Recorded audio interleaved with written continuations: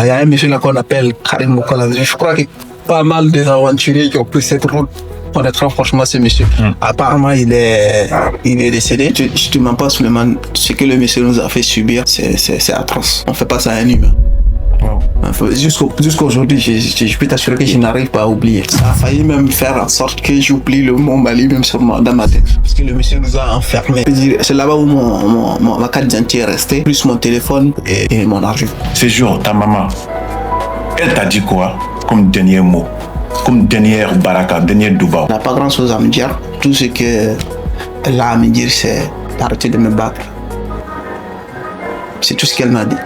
Parce que tu te battais beaucoup quand tu étais au pays. Ouais, ça nous arrive souvent de se battre, oui c'est vrai. Mais elle m'a juste dit, arrête de te battre. C'est tout ce qu'elle m'a dit.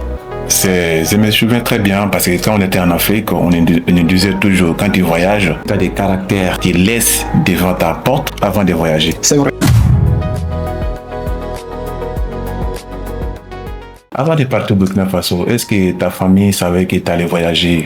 Je m'en doute bien que la famille devrait savoir, puisque tu sais, la plupart des familles en Afrique, quand on essaie de faire un truc important, on essaie de discuter entre comment on dit ça, la famille, les grandes personnes, les papas, puisque ça a été un choix c'est le grand frère qui donne l'argent, c'est le vieux qui décide qui doit voyager. Mais je ne pense pas que le vieux décidera ça tout seul. Il y avait mon oncle, certainement il aurait en parlé. Et certainement aussi avec ma maman bien avant. Et mes autres mamans. Après, mes frères et sœurs, cousines, cousins, ils sont au courant, ça je ne peux pas savoir. Mais c'est sûr que quelque chose est sûr que celui qui a donné l'argent est au courant du choix que le vieux a fait. Et nos mamans aussi certainement devront être au courant, ainsi que mon oncle. Voilà. Ok, ta maman elle t'a fait des bénédictions, beaucoup de baraka, beaucoup de douba ou quoi? Parce qu'on sait que maman Africa, franchement, voilà, délicat à vous, parce que là, en Afrique, c'est un continent que j'adore tout le monde, hein, mais la culture africaine, elle est incroyable. Quand tu voyages comme ça, si ta maman elle est là, ou bien ta tante, ou bien tonton, franchement c'est les barakas, on te fait des douaou. Franchement, on fait une petite dédicace à tous nos mamans ici. Ce jour, ta maman, elle t'a dit quoi comme dernier mot, comme dernière baraka, dernier douaou? Maman, elle n'a pas dit grand chose puisque c'est ma première fois, j'étais déjà à Lomé. Et quand je suis rentré de Lomé, avant de continuer cette grand voyage, j'ai fait quoi 2 semaines à la maison. Mais le jour du voyage, à 2 jours du voyage, elle m'a appelé, on était une soirée comme ça. Le soir, les enfants dormaient et tout ça. Et elle m'a appelé, et elle m'a dit, elle n'a pas grand chose à me dire. Tout ce qu'elle a à me dire, c'est arrêter de me battre. C'est tout ce qu'elle m'a dit. Parce que tu te battais beaucoup quand tu étais au pays. Ouais, ça nous arrive souvent de se battre, oui c'est vrai. Mais elle m'a juste dit, arrête de te battre. C'est tout ce qu'elle m'a dit. Je me souviens très bien, parce que quand on était en Afrique, on nous disait toujours, quand tu voyages, si tu as des enfants, si tu as des caractères qui laissent devant ta porte, avant de voyager. C'est vrai. Ils nous disaient tout le temps comme ça. C'est vrai. Je pense que c'est un conseil, moi, je ne peux jamais oublier. C'est pour ça que même aujourd'hui, quand moi j'ai conflit avec quelqu'un ou bien si j'ai quelque chose avec quelqu'un, quand je pense à ce conseil-là, en fait, je te le jure, hein, j'ai essayé de m'écouter. Ouais, en Afrique, on m'a toujours dit, avant de sortir, c'est chez toi, si tu as un caractère, tu laisses devant ta porte avant de partir. C'est très très intéressant. Donc, le jour de départ. Mais tu sais aussi, quand j'étais petit aussi, je prenais ça comme quand ils parlent, nos parents disent ça. Bon, j'ai tendance à négliger, à minimiser l'importance de ces propos. Mais c'est en mûrissant, en grandissant que j'ai compris l'importance de ça. Ouais. Puisqu'il y a un proverbe qui dit souvent, mieux vaut convaincre que vaincre. Parce que ce qui est convaincu, c'est un fils vaincu. Mais ce qui est vaincu ne sera jamais convaincu. Ouais.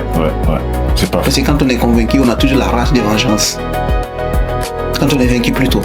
Mais quand on est convaincu de quelque chose par les mots, ça reste gravé à notre mémoire à jamais.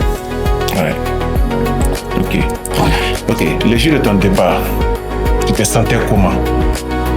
Le premier jour, tu voulais voyager. Tu sais pas là où tu vas partir. On essaie, tu sais, voilà, je vais voyager. Tu te sentais comment ces jours-là? Je me sentais un peu serein. Oui. Et pourquoi je me sentais un peu serein? Puisque la route qu'on devrait prendre pour effectuer le voyage, c'est déjà mes zones de repérage, c'est des zones où j'ai déjà fréquenté.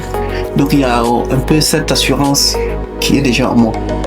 J'étais devenu, on était trois, j'étais un peu, en quelque sorte, le guide des deux autres. Parce que moi, je connaissais la route. Comme à travers le commerce que je faisais à Lomé, aller au Niger, chez l'Oignon, aller au Burkina et tout ça, je connais pas mal de villes au Burkina, pas mal de villes au Niger. Ouais. Donc ça m'a permis aussi de savoir au poste de police, par exemple, comment il faut se comporter, qu'est-ce qu'il faut présenter. Ouais. Cela a facilité un peu le tracé. Du coup, je me suis pas du tout inquiet. Pas du tout. J'avais juste seulement un objectif clair en tête.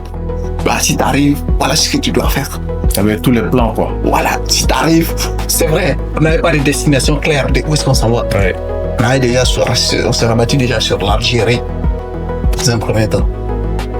Mais, en disant, quand on arrive, voilà ce qu'il faut faire. Dès qu'on commence à travailler, voilà ce qu'il faut faire. C'est ce qu'on pense, tu vois. C'est comme des militaires. Quand tu pars en guerre, tout est déjà planifié. Quand tu arrives là-bas, toi tu restes là-bas, lui reste là-bas, l'autre reste là-bas. T'as tout compris. Ouais. T'as tout compris. Ok. Je vois que tu as passé au Mali. Oui. Bon, on nous disait souvent, je ne sais pas si c'est, voilà, on nous disait que Mali, c'est l'un des pays les plus accueillants en Afrique de l'Ouest. Quand tu t'es arrivé là-bas, est-ce que tu t'es fait des amis? Est-ce que tu t'es bien accueilli au Mali? Ce que tu dis, c'est vrai. Mali, c'est un pays très accueillant, mais tu sais, dans chaque situation, comme on aime souvent dire, c'est un grain d'arachide qui pourrit tout un sac. C'est vrai, c'est vrai. Voilà. Je vais te raconter une histoire.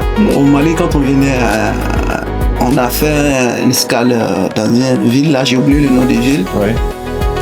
On devrait rester à la gare. Ou je ne sais plus, parce que le car qui nous a amenés ne va pas à Gao.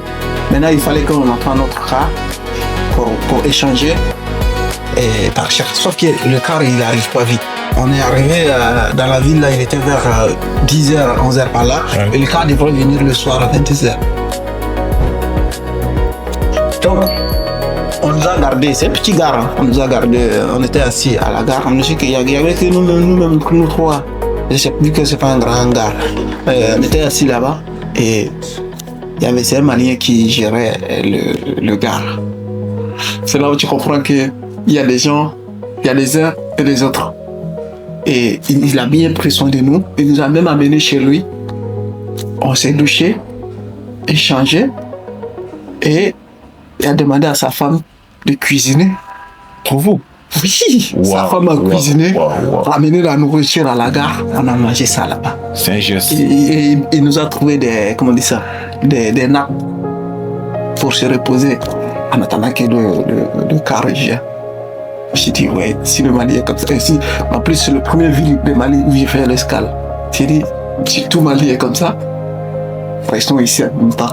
Et je me suis dit, sans oublier qu'il y a un cauchemar qui nous attend devant. Tu vois, parce que le car est venu à 22h, on est parti et tout ça. À Gao, on arrive à Gao. Il y a un monsieur là qu'on appelle Karim Moukala. Je crois que pas mal des aventuriers qui ont pris cette route connaîtront franchement ce monsieur. Apparemment, il est décédé, paix à son âme. Même si ça me fait pas plaisir de le dire.